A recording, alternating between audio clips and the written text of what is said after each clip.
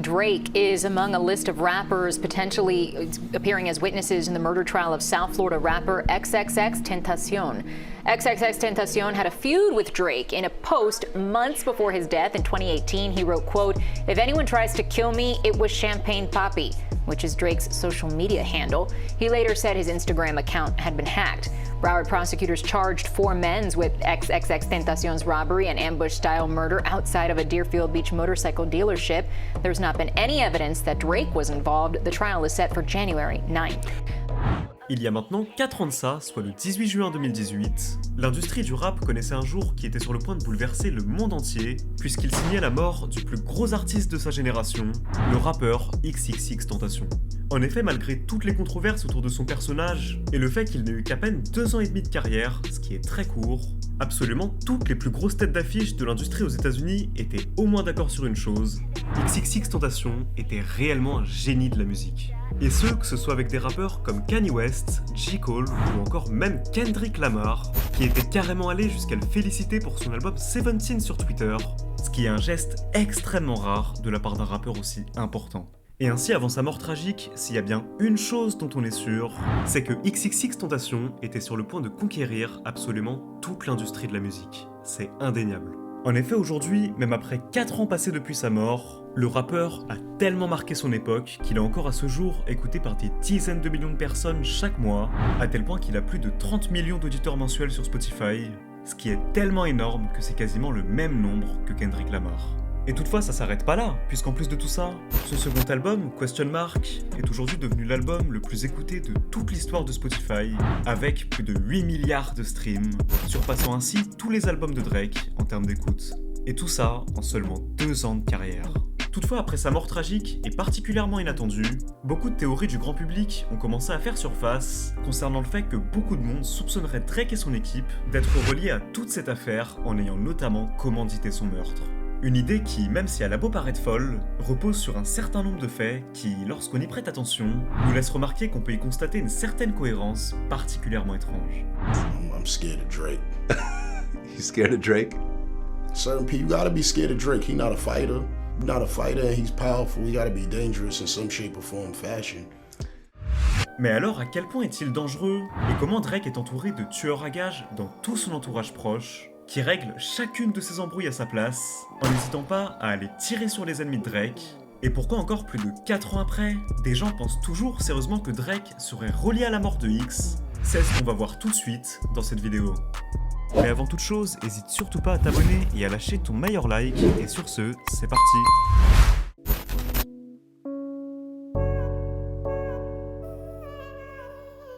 Alors tout d'abord, avant d'entrer dans le vif du sujet, remettons les choses dans leur contexte. Tout commence en 2017.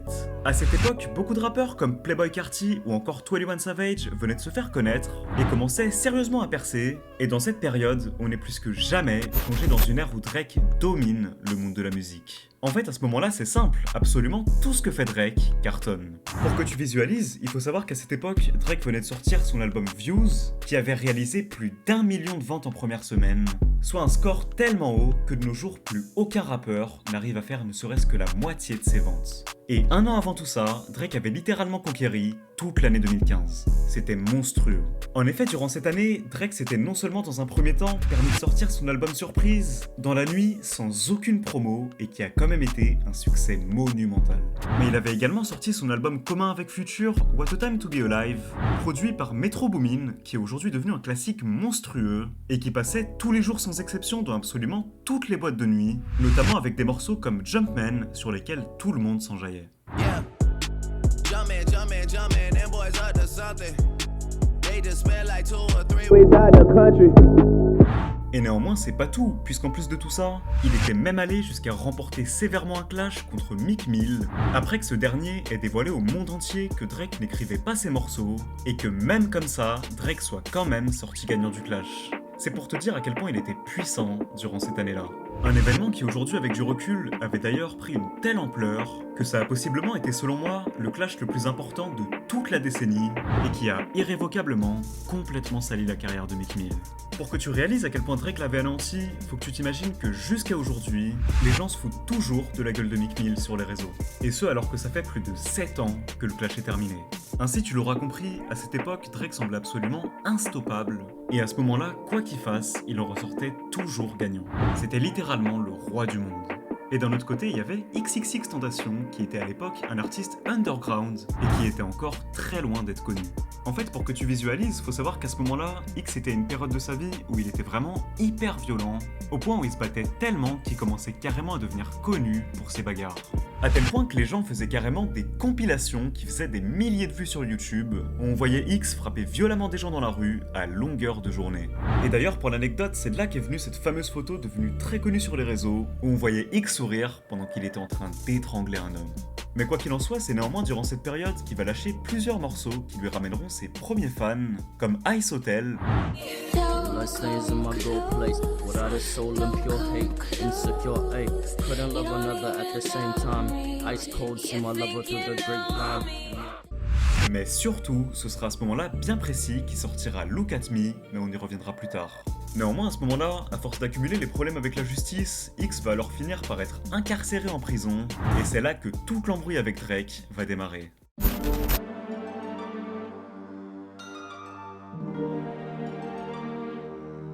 Ainsi, on se retrouve quelques temps plus tard, et X est désormais incarcéré en prison depuis un bon moment. Pendant qu'il sera incarcéré, ce sera à ce moment exact que Drake sera lui en train de teaser sa mixtape More Life, et pour ce faire, il va décider de jouer en plein concert un de ses prochains morceaux nommé KMT, qui ressemblait énormément à Look at Me. Et c'est alors là que tout va partir en vrille. Demon just got out of can. I gave my bro an advance. My bitch, you was your mess, ayy. Can't keep my dick in my pants, ayy. My bitch don't love me no more, ayy. She kicked me out on life, bro. En effet, quelques jours après, en réécoutant le morceau, les fans vont se rendre compte que l'extrait qu'il avait joué ressemblait particulièrement à la manière dont X rappe sur Look at Me, et à partir de cet instant, la ressemblance est trop flagrante, et Drake va se faire lyncher de partout sur les réseaux. Des accusations auxquelles Drake répondra d'ailleurs quelques jours plus tard en interview. Yo, it's crazy that people think that after all this time, after all I've been through, that I'm the type of person to go some song that's on SoundCloud. It doesn't have like 2 plays. It has plays, you know, he has his cult following, and go and think that I'm gonna like take that and make it my own. Like, I'm not stupid, I'm not... Mais ce sera surtout quand X va sortir de prison et quand il va voir le nombre de vues sur son morceau Look at Me et les abonnés qu'il aura pris, et qu'il va ensuite entendre la manière dont Drake l'aura plagié, qui va complètement péter un câble. Après ça, X va alors directement se mettre à insulter Drake et sa mère sur Twitter, et c'est là que le clash va très vite prendre une énorme ampleur. À partir de ce moment-là, X va même aller jusqu'à régulièrement insulter Drake sur ses lives Insta, et n'hésitera pas à lui cracher dessus en interview dès lors qu'il en aura l'occasion, devant les yeux du monde entier. Bro, I still think Drake a fuck nigga. Like, I think he's not a man. I think he's a bitch. That's a bitch move. Especially when I was in jail facing life, bro. If Drake would've came to my barn here, you know what I'm saying, that would've made my fucking day. Et tout ça va durer pendant un bon bout de temps, mais étant donné que Drake ne répondra pas directement à X, le clash finira finalement par être oublié au bout de quelques mois. Toutefois, je vais sûrement t'étonner, mais il faut savoir une chose, Drake est un homme qui a énormément de contacts. En fait, pour que tu comprennes, la plupart des fans ont clairement cette image de Drake comme d'un gars gentil et bon délire, mais en réalité, s'attaquer à Drake est quelque chose de particulièrement dangereux, car il est entouré d'une multitude de tueurs, réglant tous ses problèmes pour lui. Alors en voyant les attaques de X se multiplier envers Drake au fil du temps, un homme faisant partie de son entourage proche, nommé 600 Breezy, a pris la décision de venir défendre Drake par lui-même en allant directement menacer X de lui tirer dessus. Et c'est là que l'embrouille aurait sérieusement pu prendre une trajectoire beaucoup plus sombre. Alors si tu le connais pas, pour que tu comprennes un peu qui est 600 Breezy, faut savoir que c'est un tueur de Chicago hyper respecté et extrêmement craint, étant affilié au gang des Black Disciples. Et absolument tout le monde le respecte à Chicago. Il assassine littéralement des gens depuis 2006 et a commis son premier meurtre lorsqu'il avait 15 ans. Il est d'ailleurs très proche de rappeurs comme Lil Durk, G-Herbo ou encore de King Von avant sa mort, et comme je te l'ai dit, on peut l'apercevoir sur énormément de photos avec Drake. Donc quand un homme comme 600 Breezy, respecté par tout Chicago, te menace et te dit qu'il va te tuer, c'est sérieux. D'ailleurs, pour que tu vois un peu mieux qui c'est, j'ai retrouvé certaines interviews de lui, je te laisse voir ça par toi-même. When you were going to school and you had to drop out because you felt like people were trying to kill you, so you were getting shot at like what age? I was getting shot at 14, bro. 14. Like 14, 15, like literally, like every day, especially 16, 17, like everyday basis, like every day I was a target. Well, you ended up getting shot. Definitely. At what age? A few times. Actually, my first time being shot was at 21. And you feel me? 21, 22, 23. I got shot 6 times. 6 times. Yeah. So twice every year for 3 years. I done been to points where I done had my dreads shot off, bro. Like the first shot that dude shot, my dread flew off my head. Like I felt the heat on my face. You know what I'm saying? I just couldn't believe it. I just turned around and just see a nigga just flash and just boom, boom, boom. Et comme je te l'ai dit, ce sera donc à ce moment-là qu'il va se mettre à menacer X, ce qui va pas du tout lui plaire.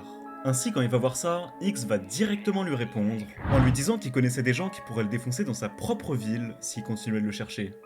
Listen, bro. I got a couple niggas that'll knock you off in your own city, in your own fucking city. And you're not the only nigga with a motherfucking pistol in the world. You might get knocked off from a motherfucking block away. You know what I'm saying? Et une semaine après ça, les choses vont un peu se calmer et on va voir une story Insta de 600 Breezy en compagnie de Drake, ce qui nous montrera entre autres que ça lui aura bel et bien permis de se rapprocher de lui. Quoi qu'il en soit, après toutes ces multitudes d'événements, le temps passe, et au fil des mois, X va profiter de ce clash pour se faire connaître et va gagner énormément en popularité, au point où il va lui-même arrêter de parler de Drake et que le clash va peu à peu disparaître.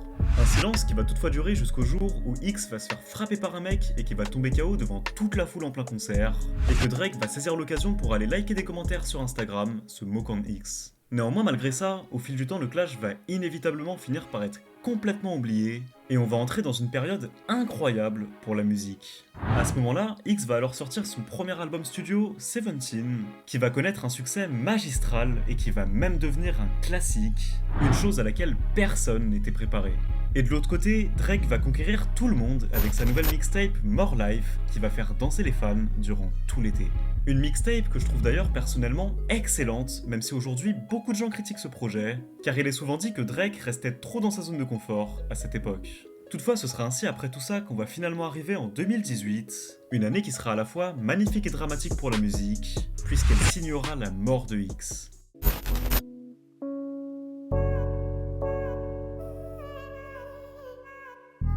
Ainsi, on se retrouve maintenant quelques mois plus tard, et on est désormais en 2018, une période qui va vraiment être l'année du changement pour X. À partir de cette période, le rappeur va énormément prendre en maturité et va prendre du recul sur absolument tous les problèmes qui lui sont arrivés dans sa vie, au point de complètement se reprendre en main. Il va d'ailleurs même aller jusqu'à définitivement renoncer à la violence et fera tout pour faire du bien autour de lui, une maturité qui surprendra fortement tout le monde du rap.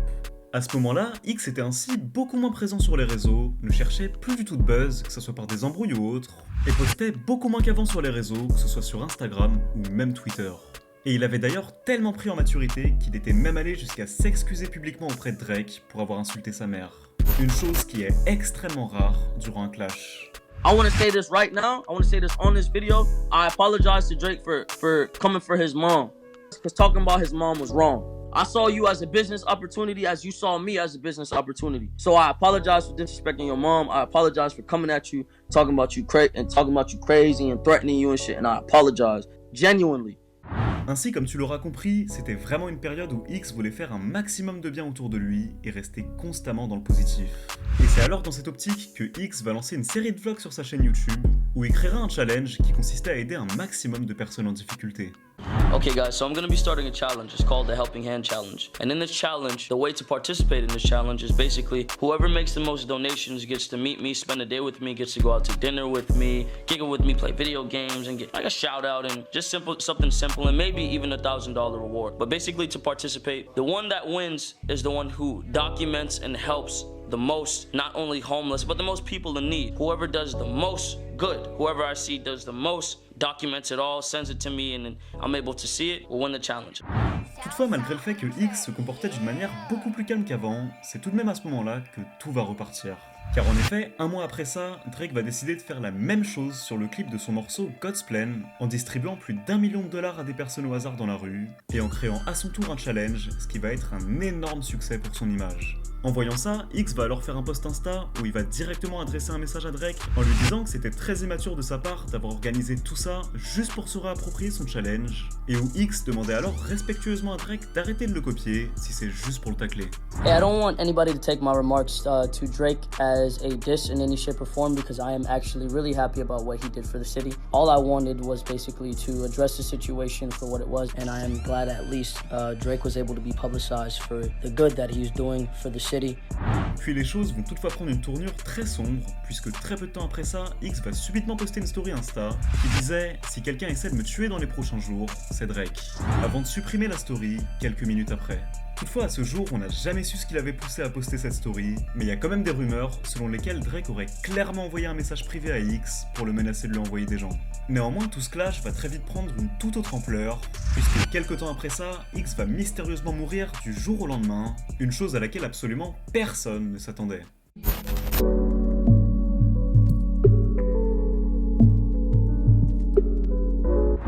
Ainsi, on se retrouve à la date du 18 juin 2018, et ce jour-là, XXXTentacion est officiellement déclaré mort. Alors à partir de là, absolument tout le monde du rap va être en deuil, et même les rappeurs qui étaient en clash avec lui s'accorderont tous pour dire qu'on venait de perdre un réel génie. Et c'est donc à ce moment-là que beaucoup de théories sur sa mort vont faire surface.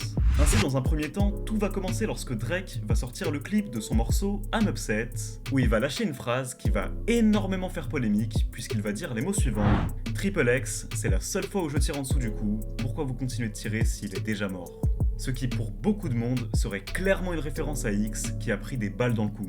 Mais en plus de ça s'arrête pas là, puisque quelques mois après ça, Travis Scott va également sortir le clip de son morceau Psychomode avec Drake, où on pourra apercevoir un homme de profil ressemblant énormément à X se faisant anéantir par une météorite, ce qui représenterait donc la chute totale de X. Puis encore un autre événement étrange, Drake aurait également plagié la marque de vêtements de X après sa mort, en reprenant exactement les mêmes codes de couleurs afin de lui prendre ses ventes jusqu'à la dernière goutte, ce qui a aussi beaucoup fait parler. Et cerise sur le gâteau, quelques mois après ça, Kanye West va poster une multitude de tweets sur les réseaux et va également déclarer à son tour que si quelqu'un tentait de le tuer, ça serait Drake. Exactement de la même manière que X l'avait fait lorsqu'il était vivant.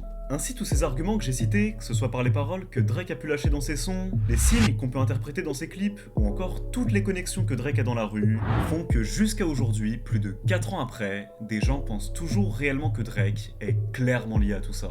Maintenant, est-ce réellement le cas? C'est une question à laquelle on n'aura probablement jamais de réponse, mais quoi qu'il en soit, s'il y a bien une chose qui est sûre, c'est que X restera à jamais une des plus grosses pertes que l'industrie ait jamais connues.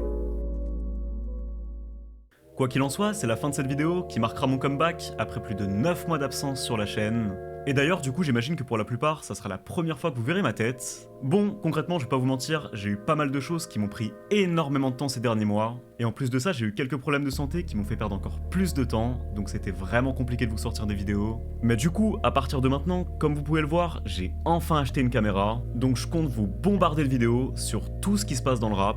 Donc c'est-à-dire que je compte déjà vous faire pas mal de vidéos sur le procès de Young Thug, parce que surtout vu toutes les dingueries qui sont en train de se passer, il y aura énormément de choses. Au passage, je compte vous lâcher une énorme vidéo sur Lil Durk, qui durera quasiment 1 heure. Concrètement, dedans je compte vraiment vous parler de toute sa vie et de toute son ascension depuis Chicago, et du coup jusqu'à aujourd'hui, parce qu'aujourd'hui c'est clairement indéniable que c'est un des artistes les plus imposants du game, et notamment avec Lil Baby. D'ailleurs, j'avais même lu que son album s'était encore plus vendu que celui de Kendrick Lamar en 2022, donc c'est vraiment une dinguerie. Mais du coup, très concrètement, ce que je compte faire, c'est que je vais vraiment vous parler de toute sa vie, sans skip aucune partie. Parce que du coup, s'il y en a qui sont pas au courant, Lil Durk, c'est vraiment un truc de malade sa vie, vous allez être choqués. C'est-à-dire que là, à l'heure actuelle, c'est un mec vraiment très riche, très puissant dans le rap, mais c'est vraiment quelqu'un qui a eu une vie...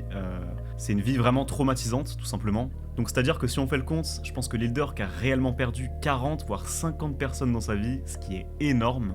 Et du coup, je vous détaillerai comment chacune des personnes de son entourage sont mortes et comment Lil Durk a vécu chaque deuil. Parce qu'il faut savoir qu'à l'heure actuelle, son état mental, il doit être super compliqué. C'est vraiment très chaud, vous allez vraiment être choqués. Parce que même si on a l'habitude avec les rappeurs US, faut savoir que l'état de Lil Durk doit vraiment être alarmant. On se rend vraiment pas compte, mais c'est un cauchemar. C'est-à-dire qu'à l'heure actuelle, ce mec doit vraiment être hyper traumatisé, ça doit être un enfer à vivre. Mais du coup, je vous parlerai de tout ça, ça sera plutôt intéressant. Je pense que cette vidéo va réellement choquer beaucoup de monde. Mais bon, du coup, ça va prendre du temps de la faire. Mais au final, je pense que ça sera clairement la meilleure vidéo de ma chaîne, sûrement avec celle de King Von. Du coup, j'espère que ça vous plaira. Mais du coup voilà, quoi qu'il en soit maintenant, moi je vais vous dire bye, c'était Afflex, et sur ce, à très bientôt pour une prochaine vidéo.